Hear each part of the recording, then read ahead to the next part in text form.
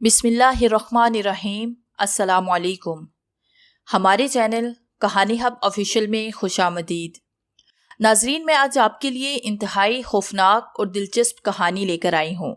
लेकिन कहानी शुरू करने से पहले आपसे गुजारिश है कि अगर आपने हमारा चैनल सब्सक्राइब नहीं किया तो आप हमारे इस चैनल को सब्सक्राइब कर लीजिए और बेल आइकन को भी प्रेस कर लें ताकि हर नई आने वाली वीडियो बआसानी आप तक पहुँच सके। पेशे हिदमत है साया नॉवल एपिसोड नंबर 22। मनकारी के होंठों पर शैतानी मुस्कुराहट फैली हुई थी। उसने मुस्कुराते हुए कहा, बस सिर्फ मनकारी की जय जयकार मत किया कर, अपनी बुद्धि से भी कोई काम ले। मैं तुझे एक और मंत्र बताता हूँ, उसे पढ़ और जो कुछ मैं कह रहा हूँ उसे गौर से सुन। भवानी माता का बुत अंदर मौजूद है। ये मंत्र पढ़ने के बाद वो बुत कुछ समय के लिए आंखों से ओझल हो जाएगा। खास तौर से अदरीस अली उसे देख ना सकेगा और जब उसके रहने वाले अदरीस अली की खोज करेंगे तब वो बुत उसकी आंखों के सामने आएगा। उससे जानता है क्या फायदा होगा। लोग खुलकर ये बात कहेंगे कि अदरीस अली ने अपना धर्म बदल लिया है। लोगों के सामने वो मुसलमान है पर अपने घर में एक बुत की पूजा करता है। चौपट होकर रह जाएगा अदरीस अली।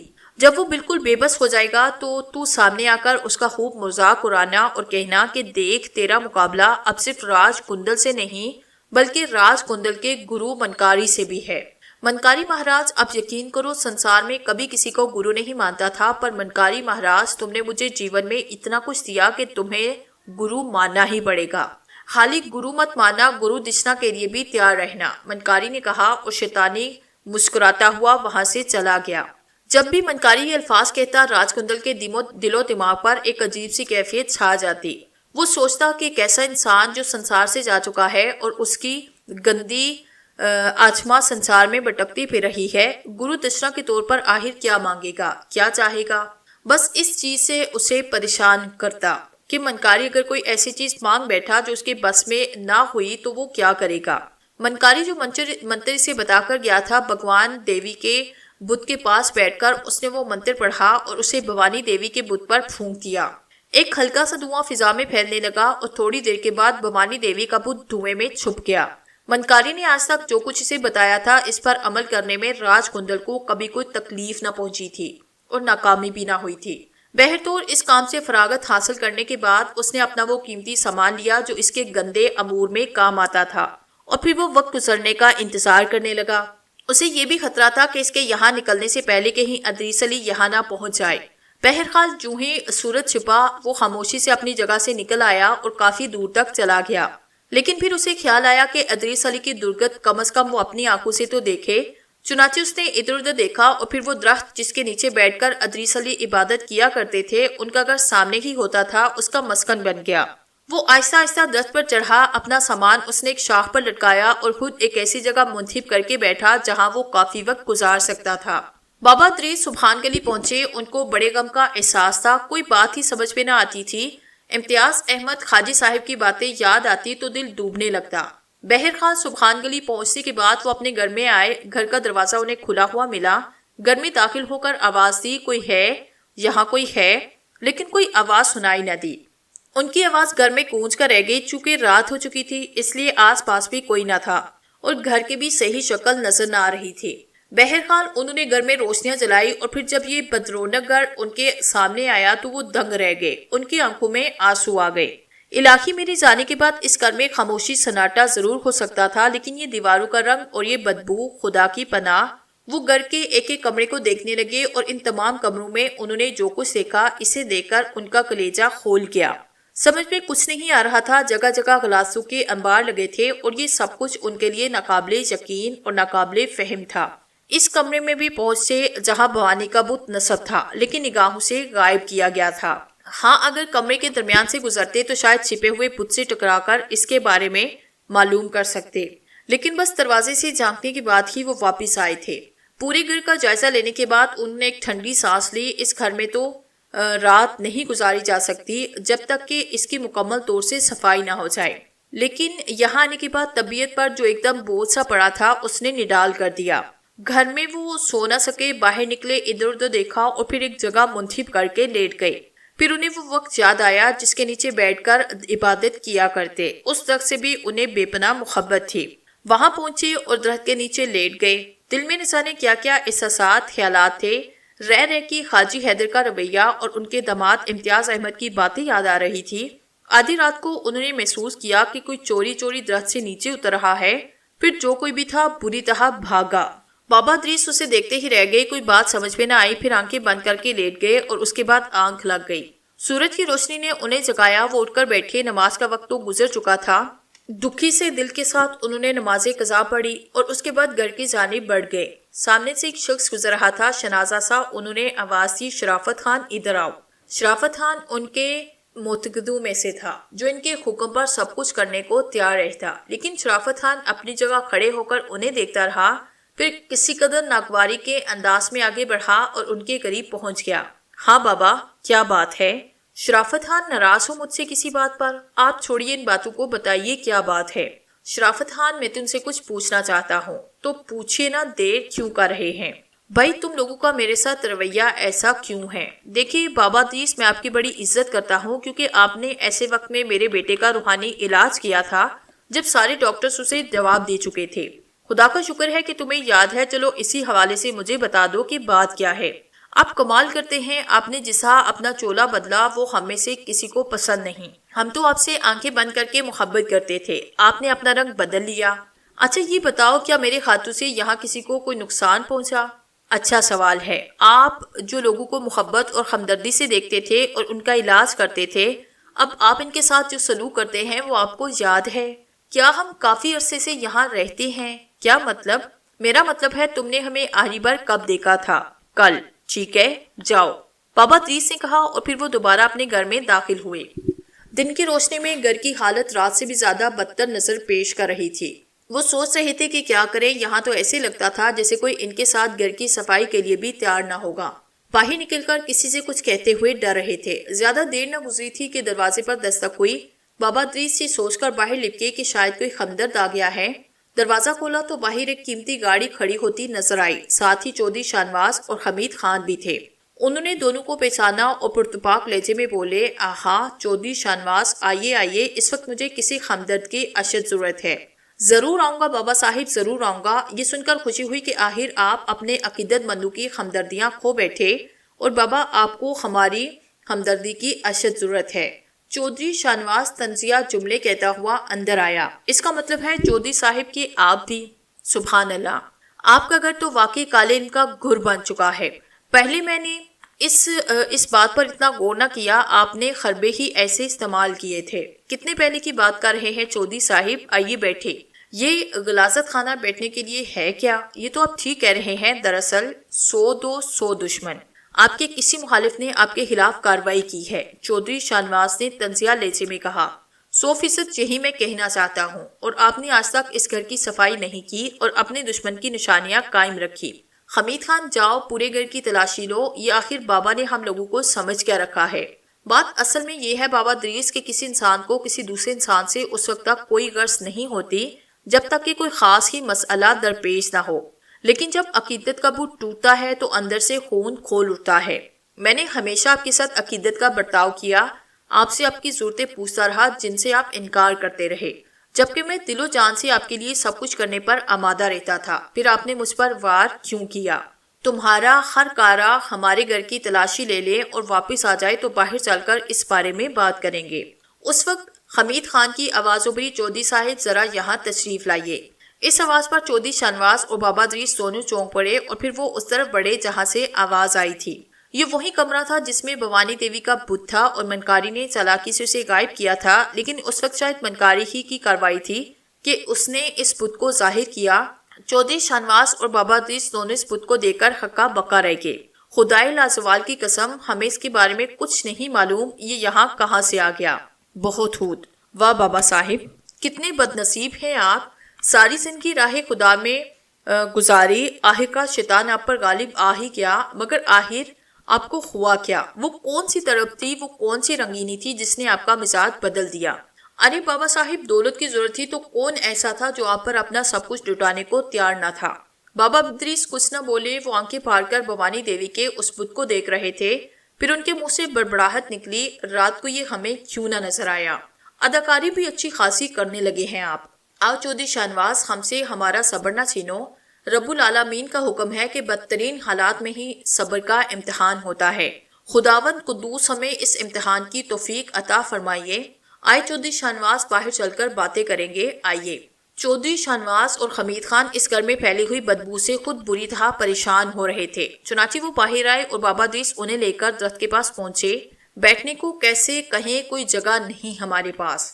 میں خاک نشینی جانتا ہوں بابا صاحب، یہ زمین ہی ہمارا اول اور آخر ہے، میں اس پر بیٹھنے سے گریز نہیں کرتا، چودھری شاہنواز نے کہا اور زمین پر بیٹھ گیا۔ جزاک اللہ، ہم کسی گہری سازش کا شکار ہو گئے ہیں۔ میں ان تمام باتوں سے پہلے آپ سے ایک سوال کرنا چاہتا ہوں۔ آپ نے ارشیا کے لیے جو پانی مجھے دیا، اس میں کیڑے کہاں سے بھر گئے، اور اگر ارشیا وہ پانی پی لیتی تو اس پر کیا رد عمل ہوتا؟ عزیزم، صاحب اختیار ہو، ہماری بات سن لو یا پھر ہمیں قتل کر دو۔ بس اب برداشت کی حد ہوتی جا رہی ہے، ہماری باتیں سن لو تو زیادہ بہتر ہوگا۔ کون سے پانی کی بات کر رہے ہو؟ حمید خان صبر کا امتحان یہ دے رہے ہیں یا ہم سے یہ امتحان لے رہے ہیں؟ بابا صاحب، اگر آپ ہماری باتوں کا صحیح جواب دینا پسند کریں تو ہم آپ کے پاس کچھ دیر ٹہریں، ورنہ ہمیں اجازت دیں۔ میں نہیں چاہتا کہ مجھ سے آپ کی شان میں کوئی گستاخی ہو جائے۔ خدا را تم بھی ایک لمحے کے لیے صبر کر لو، ہمیں بولنے کی اجازت دے دو، ہم تمہارا یہ احسان کبھی نہ بولیں گے۔ کیا بولنا چاہتے ہیں آپ؟ ہم نے تمہیں کوئی پانی نہیں دیا، بلکہ ہم بتائیں چودھری شاہنواز کہ ہمارے اور اس کالے جادوگر کے درمیان تنازع تمہارے ہی گھر کی وجہ سے شروع ہوا تھا۔ مطلب؟ حاصل سے پہلے کی بات ہے کہ تمہارا ایک ملازم جس کا نام غالباً رفیق تھا ہمارے پاس آیا اور ہمیں اطلاع دی کہ بیگم شاہنواز یعنی محترمہ شاہینہ ہم سے کسی مسئلے میں ملنا چاہتی ہیں۔ ہمارے آپ سے اچھے تعلقات تھے چودھری شاہنواز، محترمہ کی دعوت پر ہم ان کے پاس پہنچے۔ انہوں نے تنہائی میں ہم سے گفتگو کرتے ہوئے کہا کہ آپ نے دوسری شادی کر لی اور آپ کی دوسری بیگم آپ پر خاوی ہیں۔ ہم آپ کی دوسری بیگم کو خلا کر دیں یا ان کے ساتھ کوئی ایسا سلوک کریں جس کی بنا پر وہ آپ کی زندگی سے الگ ہو جائیں۔ ہم نے کہا بی بی، اس دنیا میں ہم اس لیے نہیں آئے کہ کسی کو کوئی نقصان پہنچائے، بلکہ ہم تو خدا کے بندوں کی بہتری کے لیے اپنے آپ کو وقف کر چکے ہیں۔ ہم انہیں انکار کر کے واپس پلٹے تو راستے میں ہم پہ حملہ کیا گیا اور ہم بال بچے یہاں آ گئے۔ ہمیں یہ خطرہ پیدا ہوا کہ آپ ہم سے کوئی استفسار نہ کریں۔ ہم شاہینہ کی برائی بھی نہیں کرنا چاہتے تھے کیونکہ اس میں بھی کسی کو نقصان پہنچانے کا پہلو نکل سکتا تھا۔ چنانچہ آپ سے بچنے کے لیے ہم اپنی بیوی بچوں سمیت سسرال چلے گئے اور پھر وہاں کچھ ایسا دل لگا کہ ہم نے وہیں کی بودو باش اختیار کر لی۔ ہمارا سبحان گلی آنے کا کوئی ارادہ نہ تھا، لیکن چند دن پہلے ہم پر کچھ عجیب انکشافات ہوئے۔ سبحان گلی کے 2 افراد خواجہ حیدر اور ان کا داماد امتیاز ہم سے اتفاقیہ طور پر ملے اور ان کی بے رخی نے ہمیں عجیب و غریب محمسے میں ڈال دیا۔ ہمیں ان کی زبانی پتہ چلا کہ ہم سبحان گلی ہی میں اپنے گھر میں رہتے ہیں اور وہاں لوگوں کو نقصان پہنچا رہے ہیں اور اس طرح کے عمل کر رہے ہیں کہ لوگ ہم سے نفرت کرتے جا رہے ہیں۔ بڑی غمناک اطلاع تھی یہ ہمارے لیے۔ ہم نے ماضی پر غور کیا کہ یہ قصہ کیا ہے تو ہمیں ایک شخص یاد آیا جس کا نام غالباً راج کندل تھا۔ یہ ہمارے پاس آیا تھا اور ہم پر کچھ اپنے کالے ان کے وار کیے تھے، لیکن اللہ نے ہماری حفاظت فرمائی۔ پھر اس کے بعد ہم یہاں سے چلے گئے۔ بس اس اطلاع پر کل رات کو یہاں واپس آئے کہ ہمارے گھر میں کوئی ہمارا ہمشکل رہتا ہے۔ یہ تھی پوری کہانی۔ اچھی کہانی ہے بابا ادریس، جب انسان شیطانیت کے راستوں پر نکل پڑتا ہے تو اس کا دماغ بھی بڑی تیزی سے کام کرتا ہے۔ اب آپ یہ بتائیں کہ آپ کے ساتھ کیا سلوک کروں؟ کہا نا عزیزی، ہمیں ہلاک کر دو، ایسی زندگی سے موت زیادہ بہتر ہے۔ ہونا تو یہی چاہیے بابا صاحب۔ بہرحال ٹھیک ہے، یہ کام کوئی نہ کوئی ضرور کرے گا، میں کیوں کروں؟ چلو حمید خان، کہیں میرا دماغ ہی گھوم نہ جائے۔ جو کچھ ہم نے بابا کے گھر میں دیکھا وہ بہت ہے، کافی ہے، چلو۔ چودھری شاہنواز اپنی جگہ سے اٹھا۔ بابا ادریس اسے دیکھتے رہے۔ آخری الفاظ انہوں نے کہے کہ ٹھیک ہے چودھری شاہنواز، اللہ اگر ہم سے امتحان لے رہا ہے تو ہم امتحان ضرور دیں گے۔ اگر سرخرو ہوئے تو ایک بار تمہاری خدمت میں حاضری دے کر تم سے درخواست کریں گے کہ ہماری باتوں پر یقین کر کے ہمیں معاف کر دینا۔ چودھری شاہنواز اپنی گاڑی کی جانب بڑھا اور تھوڑی دیر کے بعد اس کی گاڑی سٹارٹ ہو کر روانہ ہو گئی۔ بابا ادریس خاموش نگاہوں سے دور تک جاتی ہوئی کار کو دیکھتے رہے۔ پھر انہوں نے گہری سانس لی اور آہستہ سے بولے، تو یہ بات طے ہوئی راج کندل کہ تو نے میرے پیچھے میری شکل میں آ کر میرے گھر میں بودو باش اختیار کی۔ یہاں تو نے اپنی شیطانی گلاسوں کے انبار لگائے اور لوگوں کو میری حیثیت سے نقصان پہنچائے، جس کی وجہ سے بستی والے مجھ سے ناراض ہوئے۔ منصوبہ تو تیرا شاندار تھا، لیکن بہرحال ارے ہاں، یہ عالیجہ کو کیا ہوا؟ وہ ہمیشہ ہر جگہ میرے مفادات کی نگرانی کرتا تھا اور میرے کچھ کہے بغیر ہر بات پر نگاہ رکھتا تھا۔ عالیجا کہاں ہو تم؟ میں اس وقت واقعی تمہاری مدد کی ضرورت محسوس کر رہا ہوں۔ جہاں بھی ہو عالیجا، کم از کم مجھ سے رابطہ قائم کرو، کہاں چلے گئے ہو؟ پھر وہ اپنے گھر کی جانب بڑھے۔ اب ان کے انداز میں ایک عجیب سی سختی پائی جاتی تھی اور چہرے پر کچھ کرختی سی نمودار ہو چکی تھی۔ گھر میں داخل ہو کر وہ گھر کی چھت پر بنے ہوئے ایک چھوٹے سے اسٹور پر پہنچے، جس کی طرف راج کندل نے توجہ نہ دی۔ یہاں سے انہوں نے ایک بڑا ہتھوڑا، ایک پرات اور ایک پھاوڑا اٹھایا۔ جب وہ اس گھر میں رہا کرتے تھے تو گھر کی چھوٹی موٹی مرمت خود ہی کر لیا کرتے۔ یہ چیزیں اس وقت سے یہاں پڑی ہوئی تھی۔ وہ سب سے پہلے اس کمرے میں داخل ہوئے جہاں اب بھی نیم تاریک ماحول تھا۔ منکاری نے بھوانی کے بت کو ایک بار پھر دھند میں لپیٹ دیا۔ وہ تو صرف کچھ لمحوں کے لیے ظاہر ہوا تھا۔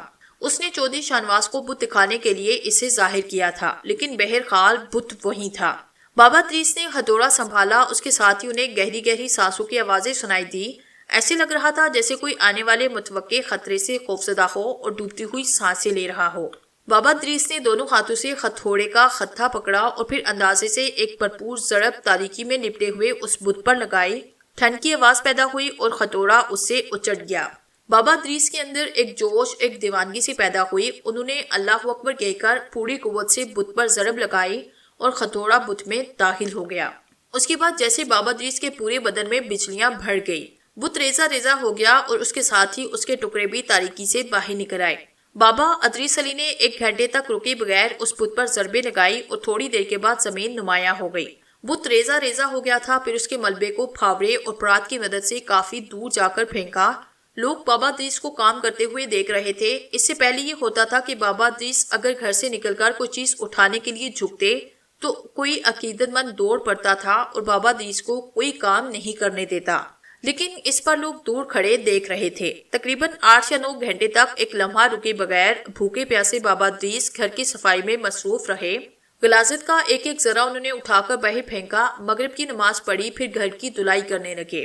عشاء کی نماز تک انہوں نے پورے گھر کو غلاظت سے صاف کیا۔ دن بھر پانی کا ایک قطرہ پیا تھا، نہ خوراک پیٹ میں گئی تھی، لیکن ان کے اندر ایک جنون پڑ رہا تھا۔ انہوں نے غسل کیا۔ غسل کرنے کے بعد وہ جائے نماز بچھا کر دالان میں بیٹھے۔ انہوں نے تلاوت قرآن پاک شروع کی۔ تلاوت کلام پاک کا آغاز ہوتے ہی گہری گہری تکلیف سانسیں ابھری۔ اس کے بعد ہلکی ہلکی کراہوں میں تبدیل ہوئی۔ پھر جو منظر نگاہوں کے سامنے آیا وہ ناقابل یقین تھا۔ ایک تیز سٹی کی سی آواز پیدا ہوئی تھی، بالکل اس طرح جیسے انجن سے سٹیم نکلتی ہے۔ اس کے ساتھ ہی ایک ہلکی سی چیخ کے ساتھ کوئی 1 فٹ لمبا انسانی وجود، جو بظاہر انسان محسوس ہوتا تھا لیکن انتہائی مضحکہ خیز اور مکروہ شکل کا مالک تھا، زمین کے کسی سوراخ سے نکل کر دروازے کی جانب بھاگتا، دروازے سے ٹکراتا اور اس کے بعد باہر نکل جاتا۔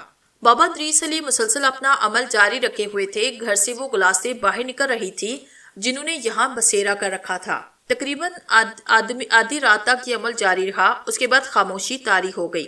اس طرح کم از کم یہ گھر راج کندل کی کالی بلاؤں سے پاک ہو گیا تھا۔ اس کے بعد بابا دریس نے پانی پیا، وہی دالان میں دراز ہوئے۔ رات کا بقیہ حصہ بھی گزر گیا اور بابا دریس فجر کی نماز پڑھ کر پھر کوئی وظیفہ کرنے بیٹھ گئے۔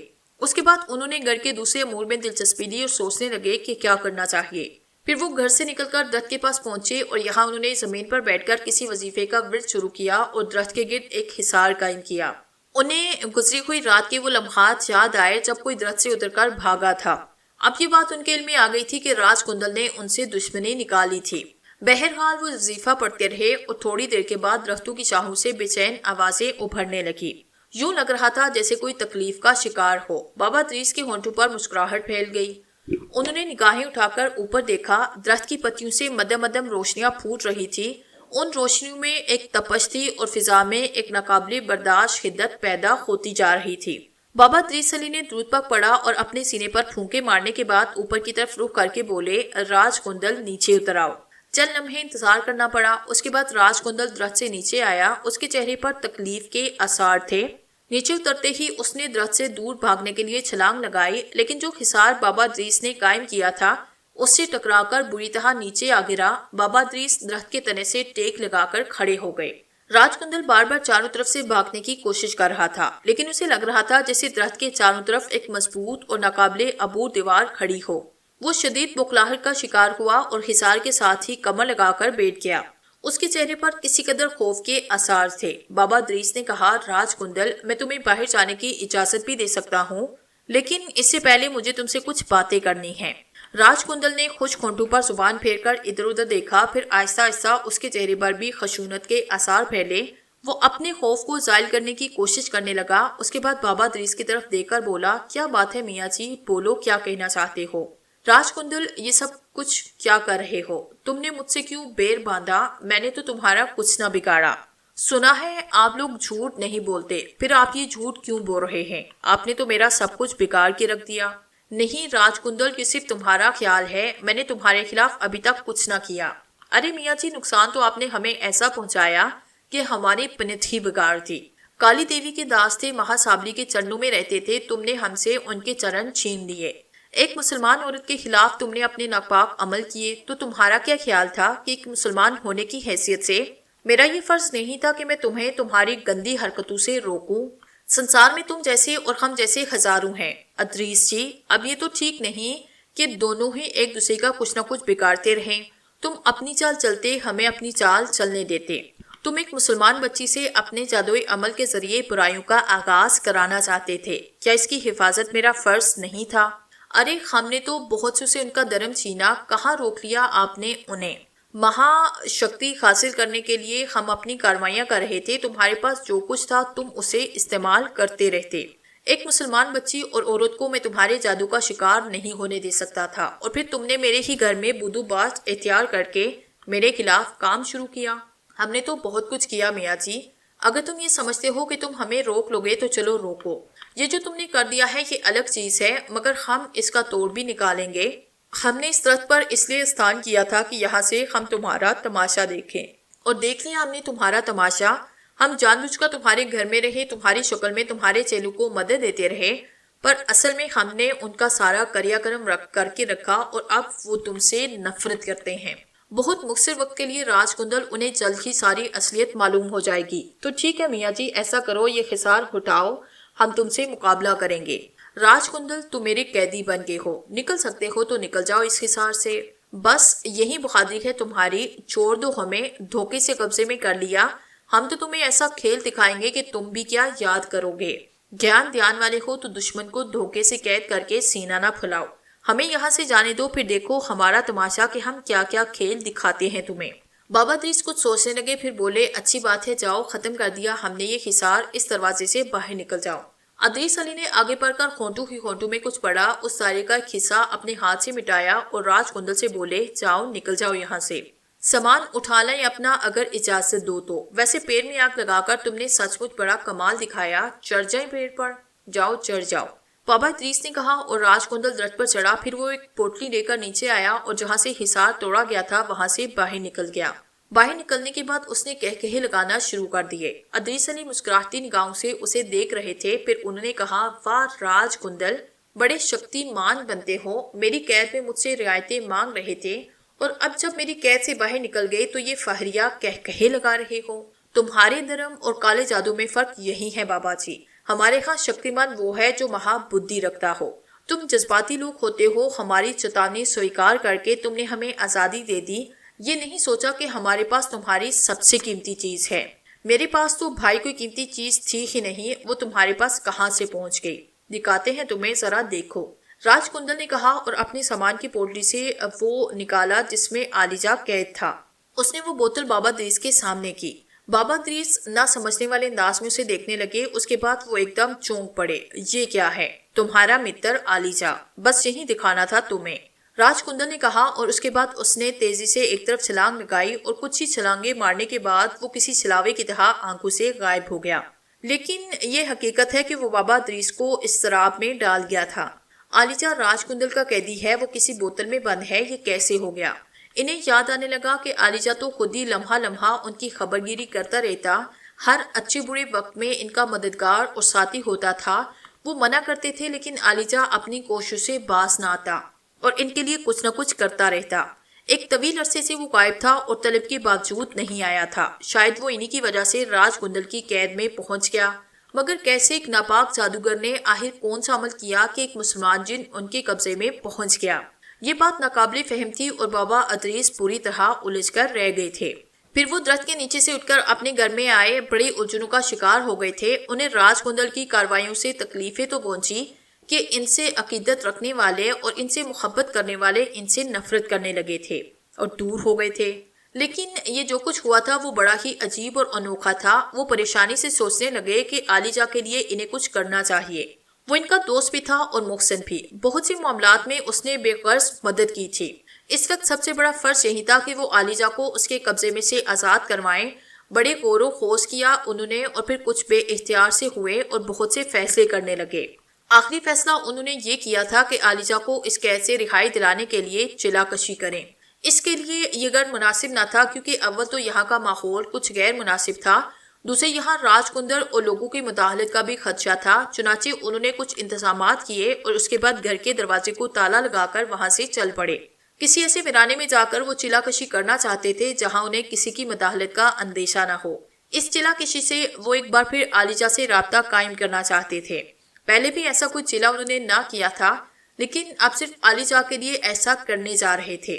آخرکار انہوں نے ایک دور دراز کا علاقہ منتخب کیا۔ یہاں بھی ایک گھنے اور چھاؤندار درخت کے نیچے بیٹھ کر انہوں نے اپنے گرد حصار قائم کیا۔ اس کے بعد اس چلے کا آغاز کر دیا جس کے ذریعے عالیجا باقاعدگی سے ان کے قابو میں آ سکتا تھا۔ یہ ایک امتحان بھی تھا کہ ایک جن جو ایک کالے علم کے ماہر کے قبضے میں ہے ان کے قبضے میں آ سکتا ہے یا نہیں۔ ادھر راج کندل وہاں سے فرار ہو کر ایک ویران جگہ آیا۔ یہ تجربہ بھی اس کے لیے انوکھا تھا کہ عالیجا کو قبضے میں کرنے کے باوجود بابا ادریس اب بھی کچھ طاقتوں کا مالک ہے۔ اسے زیادہ علم نہ تھا لیکن اس نے اپنے گرو کے ذریعے معلومات حاصل کرنے کا فیصلہ کیا اور پھر کچھ دیر کے بعد اس نے منکاری کو آواز دی۔ جے منکاری مہاراج، آپ کے چرن چھونا چاہتا ہوں، کیا آپ میرے پاس آ سکتے ہیں؟ دوسرے لمحے منکاری اس کی آنکھوں کے سامنے آیا۔ پاگل ہے تو، میں تجھ سے دور ہی کب رہتا ہوں، منکاری کی آواز ابھری۔ اگر یہ بات ہے مہاراج تو پھر جو کچھ مجھ پر بیتی آپ کو اس کا پتا ہوگا۔ نہیں، میں نے غور نہ کیا کیا ہوا، کیا بات ہے۔ جواب میں راج کندل نے منکاری کو سب کچھ بتایا، پھر بولا، ایک بات آپ کو بتانا ضروری سمجھا ہوں مہاراج کہ اس کا جن میرے پاس ہے، اس کے بارے میں نے اسے بتا دیا۔ وہ بڑا تلملایا، پر اس کے علاوہ بھی بہت کچھ لگتا ہے اس کے پاس ہے۔ منکاری سوچ میں ڈوبا، پھر بولا، ہاں تھوڑا بہت تو مجھے معلوم ہے، ان مسلمانوں کے پاس اور بھی علم ہوتے ہیں۔ سوچنے دے مجھے اب کہ کیا کیا جائے۔ اچھا پھر دیکھتے ہیں ادھر چل کہ وہ وہاں کیا کر رہا ہے۔ منکاری مہاراج، جب اس نے پیڑ کے چاروں طرف لکیر بنائی اور میں اس لکیر کے باہر نہیں نکل سکا تو سچ کہہ رہا ہوں مجھے ڈر لگا۔ پہلے سوچا کہ کہیں اس کے گھیان کے بھوانی دیوی کا داس بے بس نہ ہو جائے۔ سو مہاراج، اب آپ کا سہارا لے کر ادھر جا سکتا ہوں، چونکہ یہ بات میں جانتا ہوں کہ آپ صرف آتما ہے، آتما کو قید رکھنا مشکل کام ہے۔ ارے جا، میرا کوئی کیا بگاڑ سکتا ہے، چل دیکھتا ہوں میں اس کے پاس کون کون سے گیان ہے، منکاری نے کہا۔ راج کندل نے کام سے آدمی کا روپ اختیار کیا اور دونوں سفر کرتے ہوئے آخرکار وہاں پہنچے جہاں بابا ادریس کا گھر تھا۔ گھر کے دروازے پر تالا پڑا تھا۔ منکاری نے اسے دیکھتے ہوئے کہا، کہاں گیا ہوگا وہ، آ چل کر کہیں بیٹھتے ہیں۔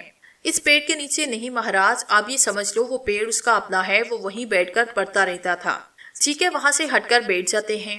ایک اور جہاں منتخب کر لی گئی اور 12 گھنٹے تک یہاں پہرا دیا جاتا رہا، لیکن بابا ادریس کا کوئی پتہ نہ چل سکا۔ کیا وہ گھر چھوڑ کر بھاگ گیا؟ ایسا ہی لگتا ہے۔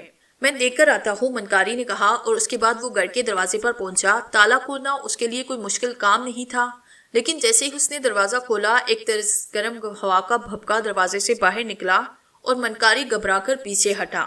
اس نے اشارے سے راج کندل کو اپنے پاس بلایا۔ دروازہ کھلا ہوا تھا۔ ذرا اندر جا کر دیکھ کیا ہوا ہے، کیا گھر میں آگ لگ گئی ہے؟ شعلے تو نظر نہیں آ رہے۔ میں دیکھتا ہوں مہاراج، راج کندل بولا، اور اس کے بعد جیسے ہی اس نے دروازے کے دوسری جانب قدم رکھا اس کے حلق سے چیخ نکل گئی اور وہ گھبرا کر باہر آیا۔ اندر تو مہاراج پٹی لگی ہے، ایسے لگ رہا ہے جیسے اندر آگ سلگ رہی ہے۔ منکاری نے ایک لمحے تک سوچا، پھر بولا، آجا پیچھے آجا، یہ دروازہ بند کر دے۔ راج کندل نے بمشکل تمام دروازہ بند کیا۔ منکاری نے تالا واپس دروازے کی کنڈی میں ڈالا اور بولا، نہیں، اب یہ تیرے اور میرے قابل جگہ نہیں رہی۔ پہلے جب تو یہاں رہتا تھا تو نے گھر میں بھوانی دیوی کا بت سجا رکھا تھا اور اس کے علاوہ اس گھر کے کونوں قدروں میں بیروں کیلیں گاڑ رکھی تھی۔ وہ سارے بیل ان کیلوں سے نکل بھاگے کیونکہ اس نے یہاں اپنے دھرم کی کاروائی کی تھی، اور اب یہ پورا گھر اس کے دھرم کی لپیٹ میں ہے، ہمارا اس میں گزر نہیں ہو سکتا۔ لگ رہا ہے مہاراج اندر تو کوئی بٹی دہک رہی ہے۔ ارے دیا دیا، ایسا لگا جیسے کسی تندور میں گر پڑے ہوں۔ پیچھے ہٹ جا، وہ اور بھی بندوبست کر کے گیا ہوگا، پر گیا کہاں؟ آؤ اسے تلاش کرتے ہیں۔ بہت دیر تک وہ لوگ قرب و جوار کا جائزہ لیتے رہے، سبحان گلی کے نواحی علاقوں کا اندازہ لگایا، لیکن بابا ادریس کا کہیں پتہ نہ چلا۔ پتہ نہیں اسے زمین نگل گئی یا آسمان کھا گیا، پر ہم سے بچ کر کہاں جائے گا؟ اگر دھرم داس ہے تو ہم بھی بھوانی کے داس ہیں۔ میرے من میں ہزاروں باتیں آتی ہیں۔ ہم نے اس کے خلاف یہاں نفرت پھیلا دی، اس نے یہاں آنے کے بعد ہو سکتا ہے اپنے بچاؤ کے لیے کارروائی کی ہو۔ میں ساری باتوں کا پتہ لگا لوں گا، مگر اب تجھے ایک کام کرنا ہے، اس کی غیر موجودگی سے فائدہ اٹھانا ہے۔ مہاراج، میں تو آپ کے ہر اشارے پر چل رہا ہوں۔ جب آپ ہیں تو مجھے کس بات کی چنتا؟ راج کندل نے منکاری کو منکھر لگاتے ہوئے کہا۔ منکاری مسکرانے لگا، پھر بولا، چل تو ایک بار پھر اس کی شکل میں آ جا، اب تو یہ کام تیرے لیے مشکل نہیں رہا، مہاراج کی دیا ہے۔ راج کندل نے کہا، اور اس کے بعد ایک بار پھر اس نے بابا دریس کا روپ دھارا۔ منکاری نے اسے دیکھا اور مسکرا کر بولا، تو بھی سسرے پورا نوٹکی باز ہے، اب جو میں تجھے بتا رہا ہوں وہ کر۔ منکاری مہاراج راج کندل کے کان میں ایسا ایسا کچھ کہنے لگا اور راج کندل نے خوشی سے مسکرا کر گردن ہلائی۔ جے منکاری مہاراج۔ شکن پہلوان کی دنیا لٹ چکی تھی، جتنا برا اس کے ساتھ ہوا تھا اتنا شاید ہی کسی کے ساتھ ہوا ہو۔ ایک معمولی سی غلطی نے پورا گھر اجاڑ کے رکھ دیا۔ دونوں میاں بیوی نیم پاگل ہو گئے تھے۔ وہ دولت بھی خاک میں مل گئی تھی جو بہو بیٹے کی زندگی کے عوض حاصل ہوئی تھی۔ شکن پہلوان بس سبحان گلی کی گلیوں میں مارا مارا پھرتا۔ اس دن بھی وہ صرف اس طرف آیا تھا جدھر بابا دریس کا گھر تھا۔ وہ سامنے سے گزر رہا تھا کہ بابا دریس دور سے آتا نظر آیا۔ جب بھی شکن پہلوان بابا دریس کو دیکھتا اس کی آنکھوں میں خون اتر آتا۔ اس وقت بھی وہ زور زور سے بابا دریس کو گالیاں دینے لگا۔ آس پاس کے کچھ لوگ قریب آئے، انہوں نے شکن پہلوان کو سمجھایا، جو کچھ ہونا تھا ہو گیا، اب گالیاں دینے سے کوئی فائدہ نہیں۔ کتنی عزت کرتے تھے ہم ان کی، پر اللہ اگر اس سے کچھ چھینتا ہے تو وہ ایسا ہی ہو جاتا ہے۔ شیطان کی مثال سامنے ہے۔ اس دوران راج کندل جو بابا دریس کے بیس میں تھا قریب پہنچا۔ اس نے شکن کو دیکھتے ہوئے کہا، اس پاگل کو ادھر آنے سے روکا کر، ورنہ کسی دن میں اسے وہ مزہ سکھاؤں گا کہ یہ زندگی بھر یاد رکھے گا۔ اس سے بڑی سزا اور آپ کیا دیں گے بابا صاحب؟ آپ کو اب بابا کہنے کو بھی دل نہیں چاہتا۔ بابا تو احترام کا لفظ تھا، ایک پڑوسی نے کہا۔ ارے تو بابا نہیں کہے گا مجھے تو کیا بگڑ جائے گا میرا؟ پاگل ہو گئی ہو تم سب کے سب، حرکتیں خود کرو، گالیاں دو دوسروں کو، لے جاؤ اسے ورنہ اچھا نہ ہوگا۔ ابھی کیا کرے گا تو میرا ہے؟ بہو بیٹا تو چھین لیا، اب اور کیا چھینے گا مجھ سے؟ سامنے آ۔ شکن پہلوان کے منہ سے کھائی کی آواز نکلی، اس کے کندھے کی ہڈی ٹوٹ گئی، وہ زمین پر تڑپنے لگا۔ راج کندل نے ادھر ادھر دیکھتے ہوئے کہا، اور کون مرد ہے جو سامنے آئے؟ پہلے آپ کی یہ قوت ایمانی ہوا کرتی تھی بابا دریس، مگر اب آپ شیطان بن چکے ہیں۔ ارے دیکھو اسے کیا ہو گیا ہے۔ کس نے کہا ہے مجھے شیطان؟ راج کندل نے کہا، اور اس کے بعد اس نے آگے بڑھ کر اس آدمی کے منہ پہ ہاتھ مارا۔ اس کا جبڑا ٹوٹ گیا، ایک ہنگامہ ہو گیا۔ لوگ بری طرح پپڑ گئے۔ راج کندل بابا دریس کے روپ میں بڑبڑاتا ہوا وہاں سے ہٹا۔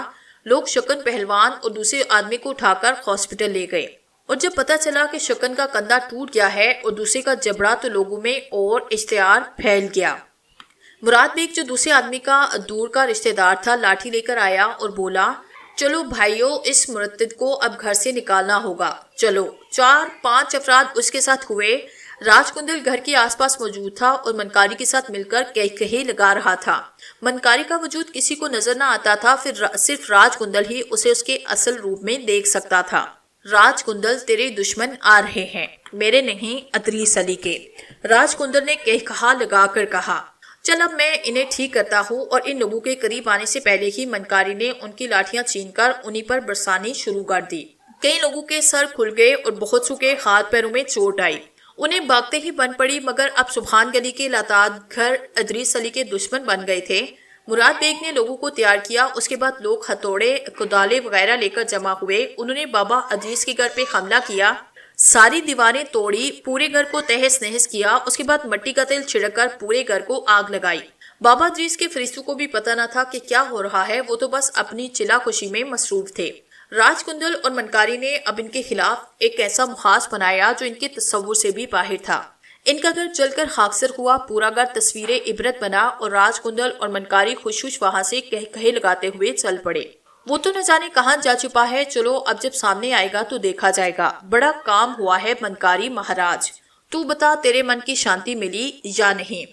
شانتی تو ملی ہے مہاراج، ایک دشمن کو ہم نے اس کے گھر سے محروم کیا، پر ابھی اس کی حالت دیکھنا ہوگی مہاراج۔ ایک اور دشمن ہے میرا جسے مجھے سنبھالنا ہے۔ کون؟ منکاری نے پوچھا۔ چودھری شانواس۔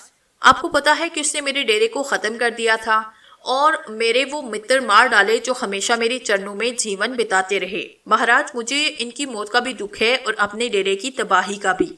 اسے بھی دیکھ لیتے ہیں، چنتا کس بات کی؟ ارے تیرا گرو جب تیرے ساتھ ہے تو سمجھ لے تیری وجے ہی وجے۔ جانتا ہوں منکاری مہاراج، تو پھر اب حکم کرو کیا کیا جائے؟ تو ایک بات بتا، پہلے چودھری شانواس کو دیکھنا ہے یا پھر اپنے پہلے نمبر کے دشمن کو تلاش کرنا ہے؟